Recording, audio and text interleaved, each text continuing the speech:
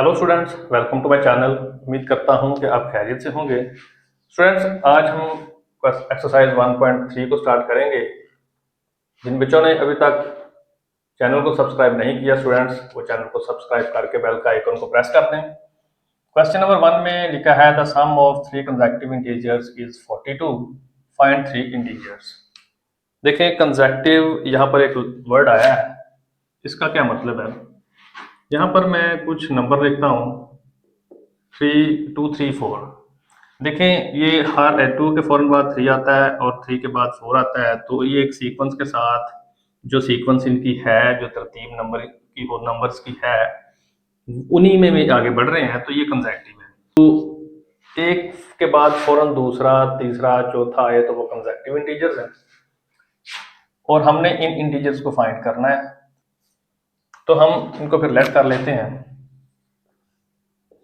Late x plus 1, x plus 2 are 3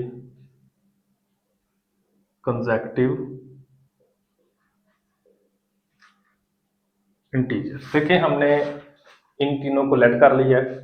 हम इनके अलावा भी किसी को लेट कर सकते हैं, जैसे हम फर्ज करें x माइनस 1, x और x प्लस 1, ये भी तो 3 कंसेक्यूटिव हैं। ये अगर x है तो ये x में से, ये देखिए x माइनस 1 है, ये उससे अगला है x, ये उससे अगला x प्लस 1 है। तो किसी भी तरीके से x हम लेट करें, लेकिन होने कंसेक्यूटिव चाहिए। तो ये सिंपल माइनस वाले चक्कर में हम नहीं पड़े। x किया पहला, फिर उसके बाद आपको नजर आ रहा है कि साफ पता चल रहा है कि एक ज्यादा हो गया, उसके बाद उसी x में 2 ज्यादा किए तो उससे अगला नंबर आ गया। जैसे फर्ज करें x की जगह पर मैं लेट मतलब कहता हूँ कि 2 आया है, 2 होता तो अब 2 में जब हमने 1 प्लस करना है तो ये 3 बन जाना है, तो ये इससे अगला नंबर आ जाएगा, 2 से अगला। और अगर इसी 2 में हम 2 ऐड कर दें तो ये 4 आ जाएगा।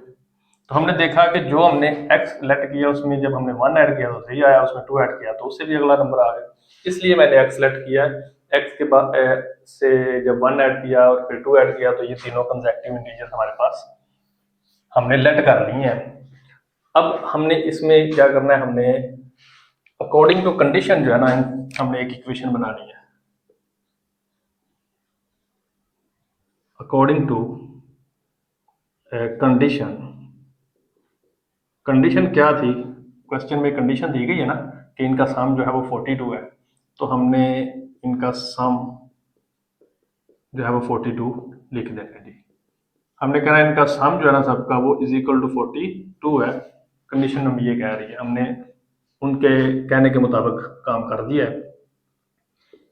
अभी हम जब ब्रैकेट खत्म करेंगे तो हम देखते हैं कि इसमें x और x तीनों x प्लस हो रहे हैं, तो ये 3x हो जाएगा। और 1 और 2 भी जो है वो दोनों के साथ प्लस का साइन है, तो ये प्लस का 3 हो जाएगा। अभी 3 इधर जो है वो प्लस हो रहा है, उधर जाके ये माइनस हो जाएगा। देखें, जब किसी भी इक्वेशन में हम जब उसको सॉल्व कर रहे होते हैं तो हमने उसमें मौजूद वेरिएबल को फाइंड करना होता है। हमें हमारा टारगेट हमारा x फाइंड करना है। जब x फाइंड हो जाएगा तो उसी में हमने 1 ऐड करना है, उसी में हमने 2 ऐड करना है, तो वो हमारे अगले नंबर आ जाने हैं। तो इस वक्त वेरिएबल हमारा x है। वेरिएबल हम उसको कहते हैं जिसकी वैल्यू का हमें पता नहीं होता। तो हमें x की वैल्यू का पता नहीं है, जब x की वैल्यू निकल आनी है तो बाकी दो भी निकल आएंगे। तो यहाँ पर देखें कि x के साथ हमने x फाइंड करना है, तो 3 भी उधर लेके जाएंगे, तो 3 जो है वो इसके साथ मल्टीप्लाई हो रहा है। जब क्योंकि इनके दरमियान साइन नहीं है, जब कोई साइन ना हो तो ये आपस में मल्टीप्लाई हो रही होती है। तो यहाँ पर क्या है कि 3 जाके नीचे डिवाइड हो जाएगा। जब कोई भी नंबर एक साइड पे प्लस हो रहा हो तो दूसरी साइड पे जाके माइनस होता है, और माइनस हो तो प्लस हो जाता है जाके इक्वल के दूसरी साइड पे। और अगर मल्टीप्लाई हो तो वो डिवाइड हो जाता है, और अगर डिवाइड हो रहा हो तो वो दूसरी साइड पे जाके मल्टीप्लाई हो जाता है। तो यहाँ पर 3 जो है वो मल्टीप्लाई हो रहा था, तो हमने नीचे जाके डिवाइड कर दिया। 3 1 3, 3 1 3, 3 3 9। एक्स की वैल्यू जो है वो 13 आ गई है। ठीक है, अब हमारा जो फर्स्ट इंटीजर है वो हमें मिल गया है। इसी की हमें ज़्यादा ज़रूरत थी, हमने इसको x लेट किया था और उसकी वैल्यू आ गई है 13। सेकंड इंटीजर, अब जब पहला पता हो तो क्योंकि कंसेक्टिव है तो फिर पता है कि हमने अगले को x+1 कहा था, तो 13 रख के +1 करेंगे तो ये 14 आ गया।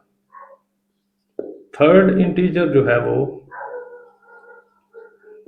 वो x+2 है, 13 + 2 करेंगे तो ये 15 आ गया। तो आपने लिख देना सो 13, 14 and 15 are required 3 consecutive integers। आप अब खुद इनको प्लस करके देखें, आप इनको प्लस करेंगे तो आपका 42 ही बनेगा। और स्टूडेंट्स, अगर ये 42 आ जाता है तो इसका मतलब ये है कि यही वो नंबर्स हैं जिनका सम जो है वो हमने 42 करना था। तो ये हमारा क्वेश्चन नंबर 1 जो है वो हो चुका है।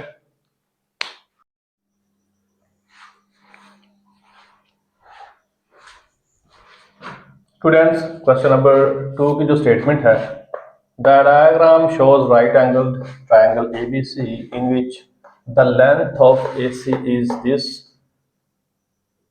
The area of triangle ABC is this. देखिए, ट्रायंगल एक दिखाई गई है, डायग्राम बनी हुई है इस क्वेश्चन में, और वो कह रहे हैं कि जी ये एक राइट एंगल ट्रायंगल है।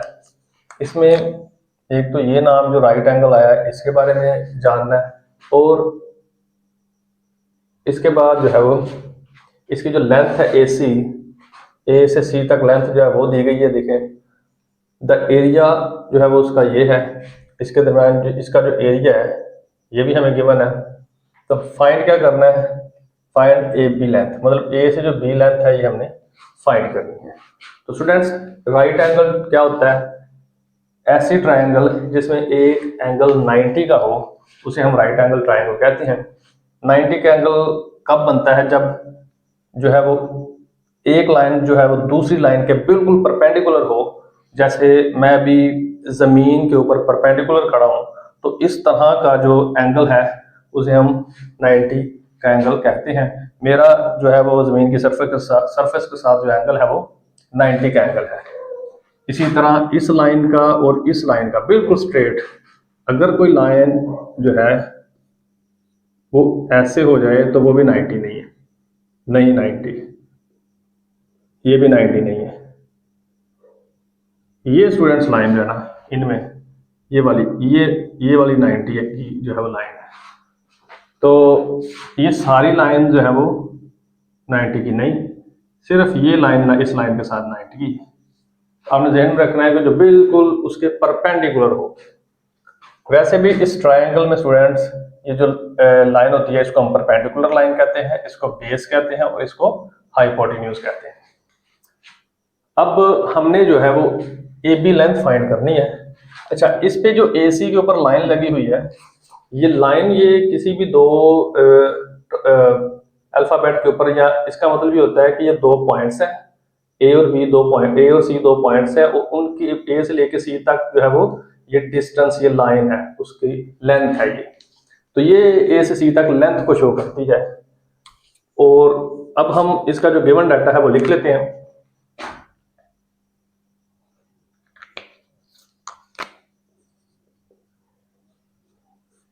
क्या गिवन है हमारे पास, AC गिवन है। AC जो है वो है √3 + √5।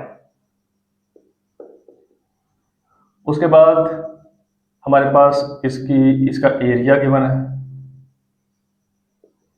एरिया ऑफ ट्रायंगल क्या है स्टूडेंट्स, ये जो सिंबल है, ये वाला सिंबल, ये ट्रायंगल को शो करता है। अगर ये सिंबल लगा हो तो इसका मतलब यह है कि ये ट्रायंगल की बात हो रही है। वो है 1 + √15। हमने लेंथ AB फाइंड करनी है, A से B तक ये लेंथ हमने फाइंड करनी है। अब इसके लिए क्या है कि एरिया का हमने फार्मूला लगाना है। किसी भी ट्रायंगल का जो एरिया फाइंड करना हो तो उसके लिए फार्मूला क्या है, एरिया का होता है जी लेंथ और विड्थ को मल्टीप्लाई करके, मतलब हाफ 1/2 लेंथ इंटू विड्थ, ये इसका फार्मूला है। यहाँ पर फ्रेंड्स आपको मैं थोड़ा सा कंसेप्ट इसका देना चाहता हूँ कि ये जो है ना, ये एक नेक्स्ट क्वेश्चन इसका ऐसे है कि उसमें हमें रेक्टेंगल की बात करनी है। ऐसी डायग्राम जिसमें दो साइडें आपस में बराबर हों और दो आपस में बराबर हों, आमने सामने वाली साइड्स, इनको हम एक रेक्टेंगल कहते हैं इसको। और इसका जो फार्मूला एरिया है, इसका एरिया फाइंड होता है जी लेंथ इंटू विड्थ। लेंथ लंबाई और विड्थ चौड़ाई को कहते हैं, जैसे ये लंबाई है और ये चौड़ाई, ये एल है, ये विड्थ है। अब इसी को अगर हम इसकी ऐसे हाफ कर दें, इसका इस तरह देखते हैं, आपका ये वाली लेंथ, ये वाली जो ट्रायंगल बन जाती है ये, तो जैसे इसको हाफ किया, इसको भी ऐसे हम इस तरह हाफ कर देते हैं, 2 पे डिवाइड कर देते हैं लेंथ और विड्थ को, तो ये उसका फार्मूला बन जाता है। तो स्टूडेंट्स आपने ये फार्मूला इसी से याद रखना है कि ये जो है ये लेंथ इंटू विड्थ है, और अगर हम इसको 2 पे डिवाइड करते हैं देखें तो ये हमारी जो है वो ट्रायंगल बन जाती है। तो अगर ये चीज ना हो तो फिर वो रेक्टेंगल का फार्मूला है, क्योंकि रेक्टेंगल ट्रायंगल का डबल होती है, ये भी इस आ जाता है और ये भी इस आ जाता है। अब हमने क्या करना है कि अब हमने एरिया ऑफ ट्रायंगल का फार्मूला लगाना है, area of triangle, area of triangle जो है वो होता है half into length into width. इसके मुताबिक हम अब वैल्यूज रख देंगे। लेंथ की वैल्यू क्या है, लेंथ है हमारी AC √3 प्लस √5। विड्थ हमारी जो है वो हमने फाइंड करनी है, तो इसकी जगह पर हम AB लगा देंगे, क्योंकि AB हमें फाइंड करना है। और एरिया ऑफ ट्रायंगल जो है वो दिया गया है 1 प्लस √15।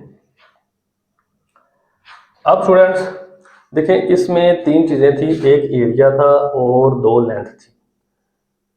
अगर वो हमसे एरिया पूछना चाहता तो फिर उसने हमें दोनों लेंथ दे देनी थी। अभी उसने हमसे एक लेंथ पूछी है तो उसने एरिया गिवन कर दिया। गिवन में हमें जो है वो एरिया है, एरिया उसने इसलिए दे दिया है जब भी कोई 3 वैल्यूज में से कोई एक फाइंड करनी हो तो दूसरी 2 जो होती हैं वो हमें दी गई होती हैं। तो इस दफा एरिया दे दिया है, ये लेंथ दे दिया है, और हमें ये जो है विड्थ फाइंड करनी है। अब 2 जो है वो डिवाइड हो रहा है, इधर जाके क्या हो जाएगा, इसके साथ मल्टीप्लाई हो जाएगा, 2 × 1 प्लस √15 और √3 प्लस √5। इसके बाद फ्रेंड्स AB हमने फाइंड करना है।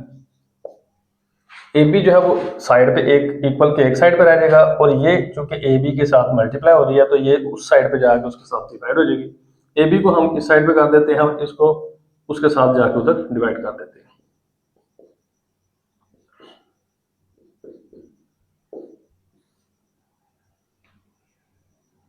√3 प्लस √5। अभी देखें इसके नीचे जो है वो इर्रेशनल मतलब रूट वाले नंबर आ गए हैं। और दूसरी बात ये भी है कि हमें गिवन है कि हमने जो AB लेंथ फाइंड करनी है वो किस शक्ल में होनी चाहिए, वो in the form of A√3 plus B√5 की शक्ल में होनी चाहिए।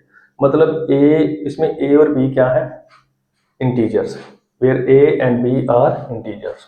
मतलब A और B की जगह पर कोई भी नंबर्स आएंगे, प्लस या माइनस में हो सकते हैं। इंटीजर्स हम कहते हैं प्लस और माइनस वाले नंबर सबको इस शक्ल में, और √3 और √5 के साथ आएगा। लेकिन डिनोमिनेटर में जो है वो कोई रूट वाली चीज नहीं है, तो लिहाजा हम जो है वो इसको क्या करते हैं, इसको स्टूडेंट्स अब हम रैशनलाइज करेंगे, क्योंकि नीचे जो है वो डिनोमिनेटर में इर्रेशनल नंबर है। और वैसे भी हमारे पास जो हमें जो शक्ल लेके आनी है उसमें a √3 प्लस b √5 इस तरह की शक्ल लेके आनी है, नीचे उसके कुछ नहीं लेके आना।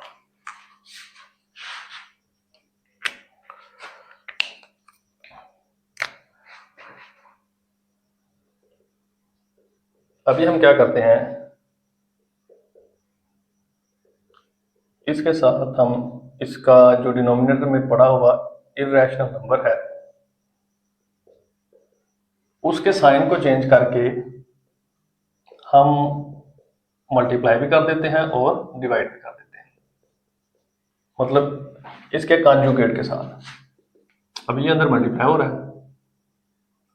तो 1 को जब हम अंदर उसके साथ मल्टीप्लाई करेंगे तो 3 √3 आ जाएगा, और 1 को जब उससे करेंगे तो -√5 आ जाएगा। पहले हमने 1 को लिया इससे और इससे मल्टीप्लाई किया, अब इसको पकड़ेंगे और इसके साथ करेंगे। सेम पावर है तो मल्टीप्लाई हो के वैल्यूज पावर एक ही हो जाएगी दोनों की। ये आपको रूल बताया गया था कि जब दो वैल्यूज हों तो ये जो है वो दोनों मल्टीप्लाई हो रही हों तो हम इनका एक ही रूट कर देते हैं, दोनों को खत्म करके रूट, तो एक रूट में कर देते हैं इसको।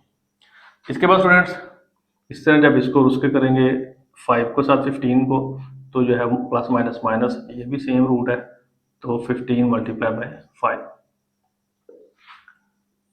डिवाइडेड बाय, अब इसका क्या है कि √3 का भी स्क्वायर हो जाएगा -√5 का भी स्क्वायर हो जाएगा। वो कैसे, ये भी फार्मूला आपको बताया गया कि a square minus b square, दो वैल्यूज के ऊपर स्क्वायर हो और दरमियान में माइनस का साइन हो, एक दफ़ा प्लस हो जाता है और एक दफ़ा माइनस हो जाता है। तो अगर इस शक्ल में दिया गया हो तो उसको बंद करें तो इस तरह लिख देते हैं। ये हमारे पास इसी तरह था कि फर्स्ट प्लस सेकंड, जैसे ये है, और फर्स्ट माइनस सेकंड, और हमने क्या किया, फर्स्ट का स्क्वायर माइनस सेकंड का स्क्वायर, तो ये हमने इस फॉर्मूले के जरिए इसको सॉल्व हल किया हमने। अभी जो है वो √3 माइनस √5, 15 को जब हमने 3 के साथ मल्टीप्लाई किया तो ये आपका आ जाता है 45, और उसको करने से 75, 15 को 5 से मल्टीप्लाई किया तो 75 आ गए, इनके स्क्वायर ने स्क्वायर रूट को कैंसिल किया, 3 माइनस 5। अभी हम क्या करते हैं,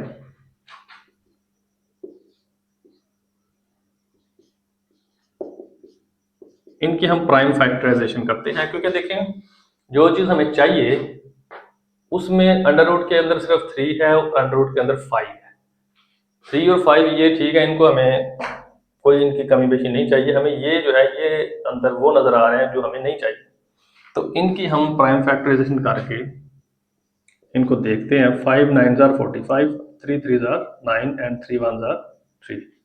हमने देखा कि 3 जो है वो 2 टाइम है, तो 3 का जो है वो अंदर हम स्क्वायर कर देंगे, 5 साथ वैसे ही आ जाएगा।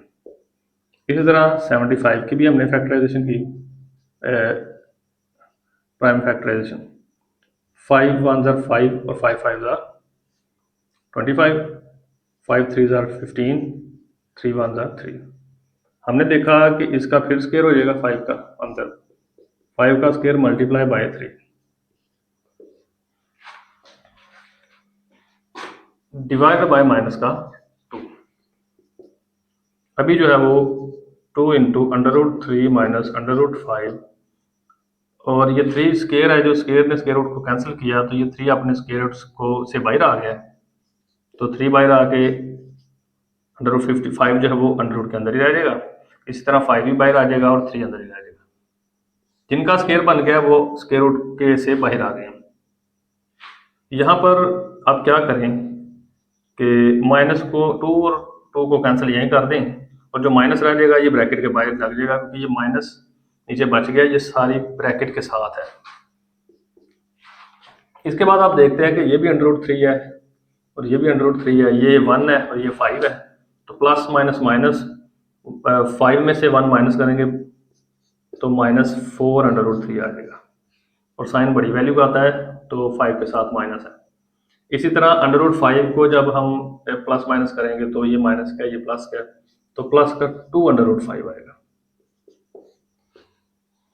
अभी ये माइनस अंदर मल्टीप्लाई होगा तो माइनस माइनस प्लस 4√3 और माइनस प्लस माइनस 2√5। हमने देखा कि हमारा जो ए बी लेंथ आई है या ये 4√3 जैसे कि a√3, और यहाँ पर कहा गया था कि ए और बी जो है वो इंटीजर्स होंगे, मतलब नंबर होंगे। तो देखें ए की जगह 4 आ गया, बी की जगह -2 आ गया, बाकी दोनों चीज़ें सेम है जो हमें चाहिए थी। तो ये हमारा आंसर है। इसके साथ सेंटीमीटर लगा देना है क्योंकि लेंथ का यूनिट जो है वो सेंटीमीटर दिया गया है, और ये आपने इसका यूनिट भी लगा देना है। तो स्टूडेंट्स, ये क्वेश्चन नंबर 2 था। इसके बाद हम क्वेश्चन नंबर 3 करते हैं। स्टूडेंट्स, अब हम क्वेश्चन नंबर 3 करते हैं। A rectangle has sides of length 2 + 18 metre and 5 - 4 over √2 metre.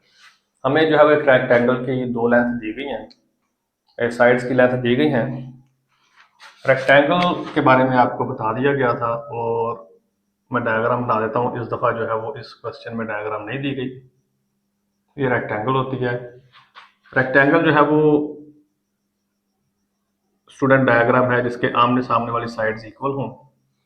अब इसकी दोनों लेंथ दी गई हैं और हमने इसका एरिया फाइंड करना है। Express the area of the rectangle, और हमने इस शक्ल में फाइंड करना है जैसे पिछले क्वेश्चन में बताया गया था कि इस शक्ल में लाना है, और ए और बी की जगह कोई नंबर आएंगे क्योंकि A and B are integers बताया गया है।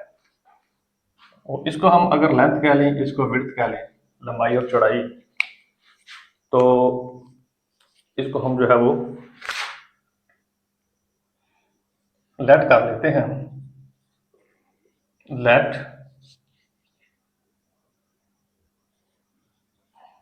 लेंथ ऑफ, या कह लें कि let length is equal to l, और ये है 2 + √18 मीटर, एंड उसके बाद विड्थ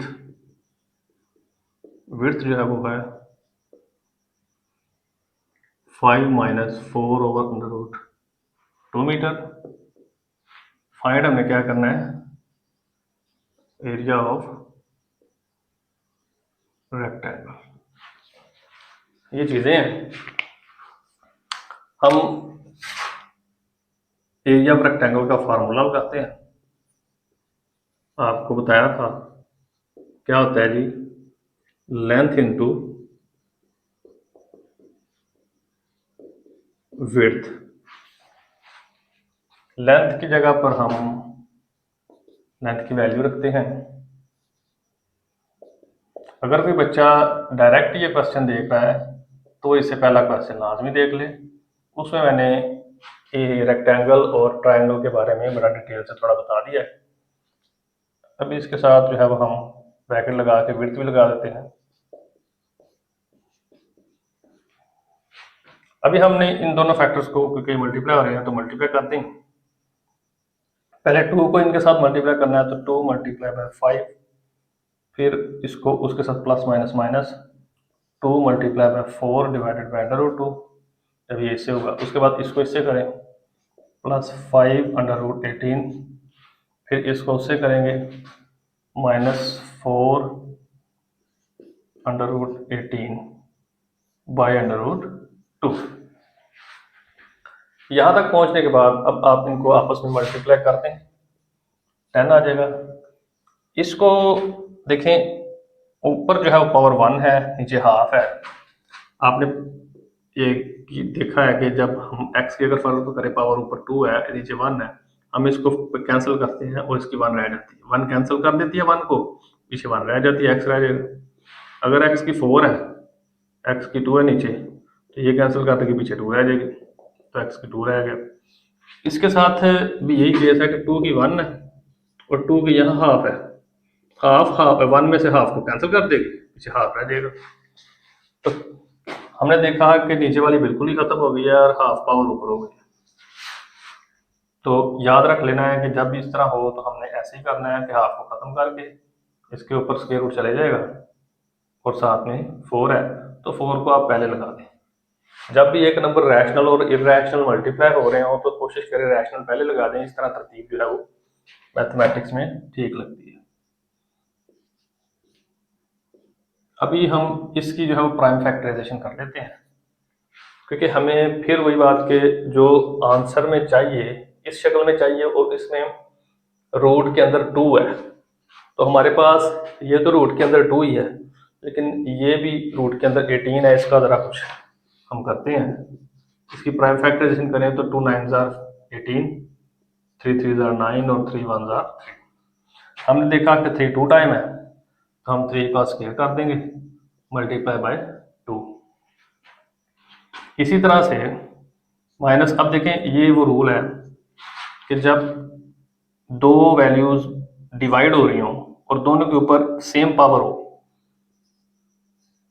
तो क्या हो जाता है कि ए की पावर हो जाती है और दोनों को हम इकट्ठा जो है वो रूट में लिख के उसकी पावर 1 कर देते हैं, मतलब दोनों को फ्रैक्शन में लिख के पावर 1 कर देते हैं।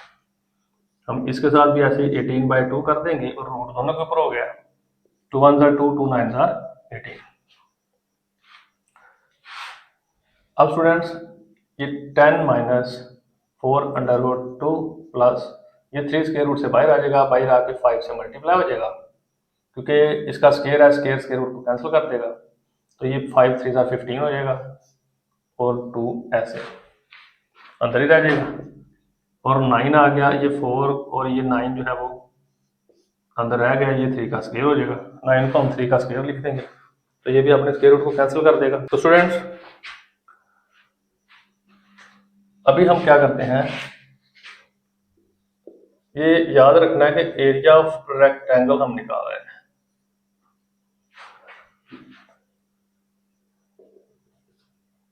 Ten minus 4/2 plus 15 into √2। देखिए हम अपने टारगेट की तरफ आ रहे हैं, ये भी √2 में है, ये भी √2 में है, तो हमें √2 ही चाहिए बस, और कोई रूट में वैल्यू नहीं चाहिए, और ये भी हमारी जो है देखिए 3 जो है इसने भी रूट को खत्म कर दिया है, तो ये आ जाएगा 4 इंटू 3, ऊपर से रूट खत्म हो गया, ये मल्टीप्लाई हो जाएगा इसके साथ। तो इसी तरह ये आप एरिया ऑफ रेक्टेंगल साथ लिखते जाएं तो भी ठीक है, बल्कि आप लिखते ही जाएं, मैंने टाइम को सेव करने के लिए नहीं लिखा, तो ये समझ लें कि ये एरिया ऑफ रेक्टेंगल साथ साथ लिख रहा हूँ मैं। तो उसके बाद क्या है कि ये भी रूट में है, ये भी रूट में है, तो 10, अब इन दोनों को ये माइनस का ये प्लस का, 15 में से 4 माइनस हो गए तो प्लस का 11/2 आ जाएगा, और ये माइनस का 4 3 12 आ जाएगा। स्टूडेंट्स इसको ये सेम नेचर के हैं, पहले जो है दोनों ही रैशनल को सेम नेचर वाले को हमने प्लस माइनस किया, अभी ये भी जो है वो दोनों रैशनल आ गए हैं, तो 10 माइनस 12 माइनस का 2 आ जाएगा, प्लस का 11/2 आ जाएगा, तो ये आपका एरिया ऑफ रेक्टेंगल आ रहा है। अब यहाँ पर आकर देखें कि इसका जो एरिया है, इसके आगे हम क्या करते हैं, क्योंकि ये मीटर में थी, मीटर में लेंथ दी गई थी, तो इसका मीटर का स्क्वायर हो जाएगा। देखें हमारे पास दो लेंथ को हमने मल्टीप्लाई किया है, इस लेंथ का भी यूनिट मीटर था, इसका भी मीटर था, इनको जब हमने दोनों को मल्टीप्लाई किया और मीटर ये मल्टीप्लाई हो गए ना, इस तरह ये इनका यूनिट भी मल्टीप्लाई होकर मीटर का एम और एम मल्टीप्लाई होकर एम का स्क्वायर हो जाएगा, मीटर स्क्वायर। तो एरिया जो होता है हमेशा स्क्वायर में होता है, तो देखें ए की जगह पर -2 आ गया है, बी की जगह पर 11 आ गया है, और √2 साथ हमें चाहिए था वो आ गया है, और ये हमें चीज़ें ए और बी जो थी ये हमें इंटीजर्स की शक्ल में मिलने थी, तो देखें ये इंटीजर्स हैं, -2 और 11 इंटीजर्स मतलब नंबर आ गए हैं, तो ये हमारा इसका आंसर था। स्टूडेंट्स अब हम चलते हैं क्वेश्चन नंबर 4 की तरफ। Find two numbers whose sum is 68 and whose difference is 22। हमने दो नंबर फाइंड करने हैं, अगर उन दो नंबर्स को प्लस करें तो उनका जो सम है वो 68 बनता है, और अगर हम उनको माइनस करें, डिफरेंस करें उनका, तो वो 22 बनता है। अब ऐसे नंबर कौन से हैं हमें इनके बारे में भी आइडिया नहीं है, बहुत से ऐसे नंबर हैं जिनको हम प्लस करके 68 बना सकते हैं और माइनस करके हमको 22 भी बना सकते हैं, लेकिन हमें कौन से पूछे गए हैं ये हमें बताना है। हम उनके बारे में अभी एग्जैक्ट नहीं बता सकते, तो हम उनको लेट करके उनको सॉल्व करते हैं और फिर फाइंड करते हैं। तो let x and y are required number. हम कहते हैं कि जो नंबर पूछे गए हैं उनको हम x और y कह देते हैं। अभी जो अकॉर्डिंग टू कंडीशन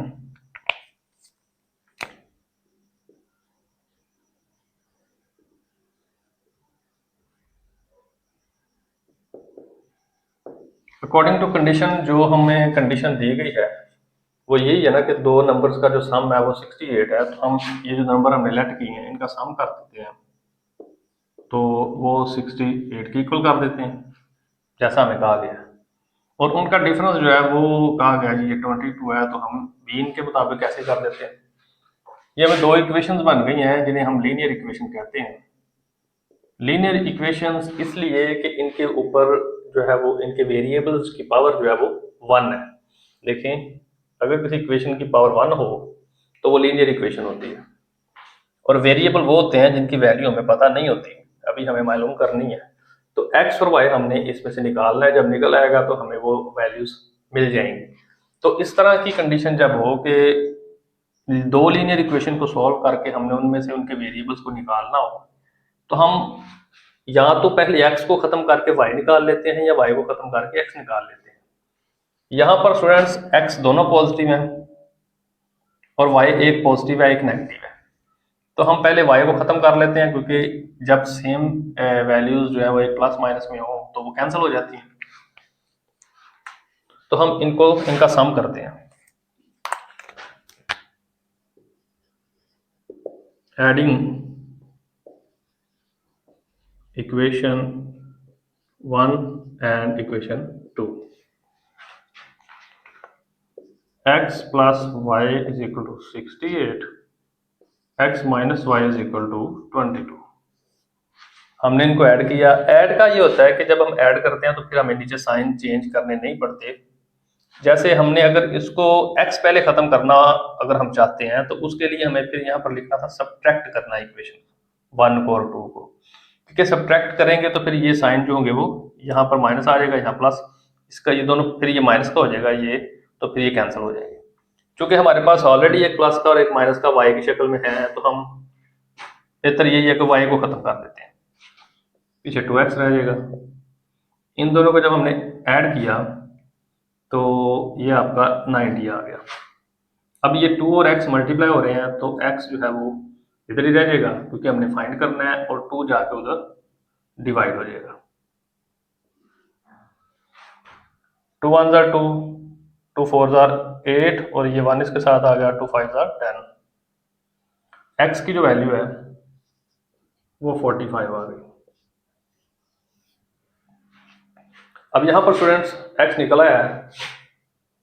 अब हमने क्या करना होता है, x के बाद हम ये जो दो इक्वेशंस थी जो हमने बनाई थी, इन x की वैल्यू हमने किसी भी इक्वेशन में पुट कर देनी है और y निकल आएगा। क्योंकि देखें जब हमने y को खत्म किया तो x निकला था, जब हम x की जगह पर ये वैल्यू रख देंगे तो x खत्म हो जाएगा, x की जगह वैल्यू आ जाएगी तो y भी निकल आएगा। तो यहां पर हम लिख देते हैं putting value of x in equation 1। तो देखें x की जगह पर हम 45 लिख देते हैं, x की जगह पर 1 इक्वेशन में, plus y is equal to 68। y हमने निकालना है, x इधर प्लस हो रहा है इसके साथ, उधर जाके ये माइनस हो जाएगा। जब हम इसको इसमें से माइनस करके देखते हैं तो ये 23 आएगा स्टूडेंट्स।